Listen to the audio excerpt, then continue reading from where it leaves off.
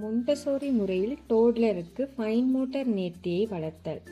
மொண்டசோரி practical life activity என்பது எளிய தினசரி வாழ்க்கை முறை செயல்களாகும். இவை குழந்தைகளின் ஃபைன் மோட்டார் பிரிசிஷன், சுயநிலை, கவனம் ஆகியவற்றை வளர்க்க உதவுகின்றன. கை தசைகளை வலுப்படுத்தி எழுத்து, செல்ஃப் கேர் மற்றும் தினசரி செயல்களுக்கு தேவையான கோஆர்டினேஷனை மேம்படுத்துகின்றன. ஃபைன் மோட்டார் பிரிசிஷனின் முக்கியத்துவம் என்ன?